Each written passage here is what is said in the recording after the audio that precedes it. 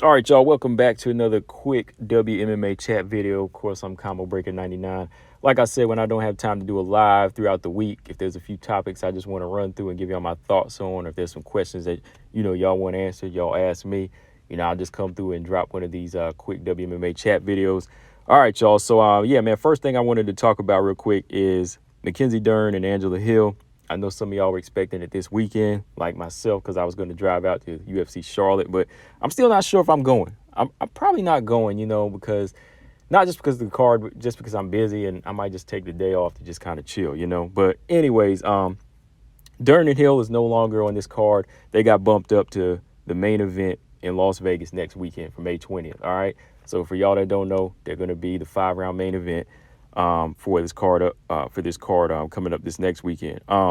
Reason being, the UFC, they needed a last-minute main event to replace, as y'all know, Rocky Pennington and Irene Aldana 2, was originally the main event, but everybody knows that Irene got bumped up to take on Amanda, right? So, yeah, they're moving up to a 5-round main event. My thoughts on this fight, it's not a huge main event. I'm not mad at the same time. Like, I'm sure there were some other fights that they probably could have got on, because when you think about it, neither one of these two are near a title shot at this point. There could have been other choices, but last minute is cool. I mean, if they really did ask anybody else that was available that could have made it. But, like I said, it's cool. Hill's been around for a while. And, she deserves to go in there and make some money. Dern, she brings the entertainment. Everybody wants to look at her because she's eye candy. So, they need to bring in these type of WMMA fights, right? So I'm sure they're cool with it. They get one extra week to get ready. It's a main event for them, and it's in Vegas versus Charlotte. It's in Vegas, right? How do I think the fight's going to go? I think that 5 rounds, really, it could favor either fighter in this situation, because if Hill can keep it standing and her gas tank is good, she can draw this fight out for 5 rounds. But that also puts her under the pressure of a submission coming at any point if Mackenzie Dern can get her down at any point in the fight, right? So really, it just comes down to whoever can use their IQ, whoever made the right improvements in this fight. All right. So yeah, that's my thoughts on that fight. Like I said, I think there could have been other main events at strawweight or even flyweight, but I'll support it. I'll still support it. Probably do my fight companion for it next weekend. All right. Moving on, we got the full card announced for Amanda Nunes versus Irene Aldana, that pay-per-view, which is UFC 289, and I just want to run through the names. Particularly, of course, I want to put the spotlight on the women's fights. So the early prelims starting at 6 p.m. You have Miranda Maverick taking on Jasuda Vicious. All right. Then you have Diana Belbita taking on Maria Oliveira. The flyweight and strawweight fight. Of course, that's not like two major fights. That's why they're kicking it off with the prelims. I'm actually gonna be out of town that weekend, but I'm gonna try to, check them out. I'm definitely not gonna be doing fight companions. That's gonna be vacation time right there. All right. Then you have Nelson versus Wilder. Zavaldi versus you can read through all the men's fights, because I know y'all come over here to hit WMMA. So those are the only 2 WMMA fights you have on early prelims, none on the prelim card. And of course, on the main card, you just have Amanda Nunes and Irene Aldana. Okay. So really, that card's okay. I'm really just going to be tuning into the early prelims. I'm going to watch other fights because you never know how they could turn out. But I'm really, wanting to see what Irene Aldana can do against Amanda Nunes. All right, moving on. Got some interesting news here. Rose Namajunas not making a return to the UFC yet, but she is signing on for ADCC Open.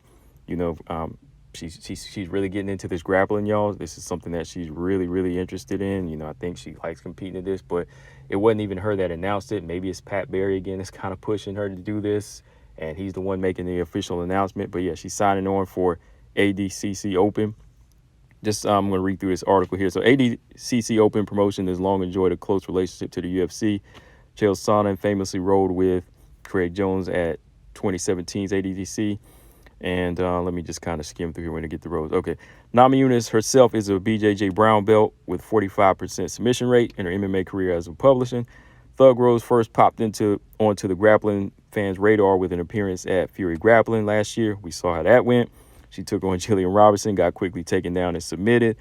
Seemingly undeterred, the 30-year-old could have a shot at redemption by taking on the standouts like the ADCC trials vet Jasmine Rocha. Okay, the ADCC ADCC Open starts May 13th, 10 a.m.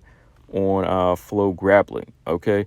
So, yeah, that's not too far away. So, yeah, she's actually going to be in there pretty soon. My thoughts on that, I don't know. Maybe Rose is just kind of looking to do something different. Maybe she's just kind of looking to, of course, sharpen her skills and just get better on the ground. Maybe like between her and Pat, maybe it's Pat that wants to push her. Maybe it's herself that feels like her ground game isn't up to par. Like she said, she is a perfectionist, right?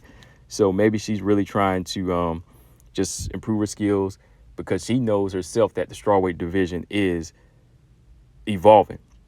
This is a smart move on her. Like maybe Marina Rodriguez and fighters like that, Jessica Andrade, they could take a note from that, right? That's how you get better, all right? That's how you get better as a fighter. So, maybe she wants to do that before getting another title run. Or she could be looking to compete in something new, just stay in grappling. Or it could mean a possible move up to 125. Like I said, this is my thoughts. I'm not trying to put any clickbait out there or trying to get people to think that she is moving up to 125. But the recent talk before when she talked about bulking up and, being asked about it before, it didn't seem like it was like something she wouldn't do. And looking at her recent photos, like I know she usually puts on muscle whenever she's like gardening and doing all that farming, she was looking jacked, So I know whenever she's doing that, yeah, she's putting that strength on. And also she's working on her grappling. Everybody knows 125 is a grappler heavy division, like I always say. So her working on that, bulking up, could mean a move up. You never know, because she's already been a 2-time champion at 115. So at 30 years old and she's still in the UFC, she might want to look for something different now. Like she's beat Zhang Weili 2 times, right?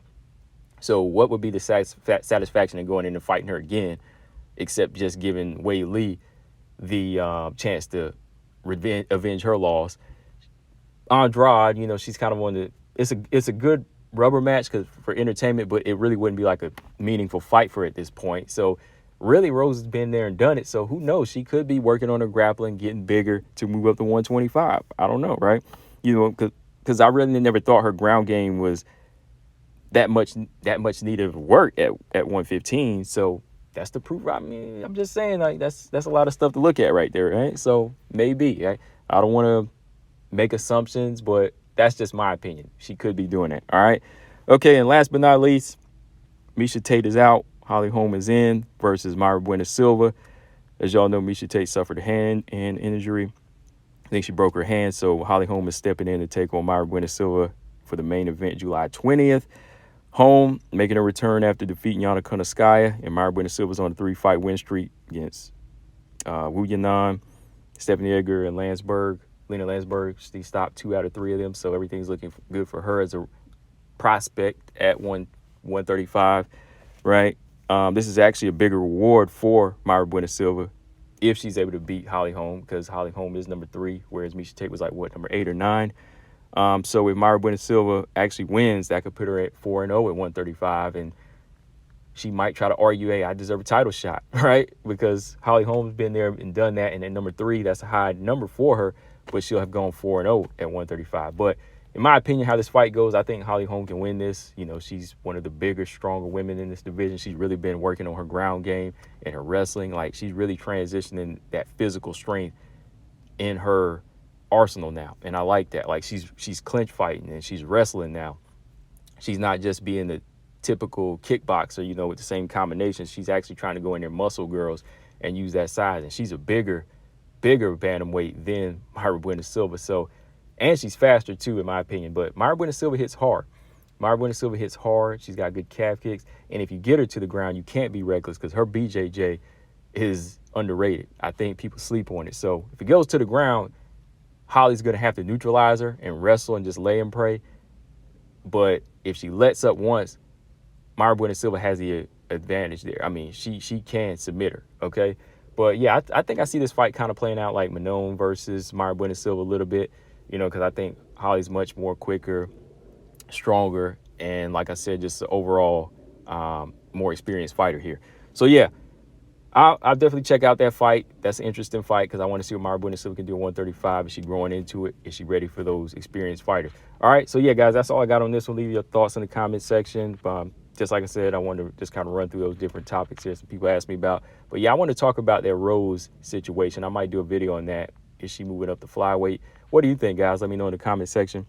I'm out. Combo Breaker 99. Subscribe. Peace.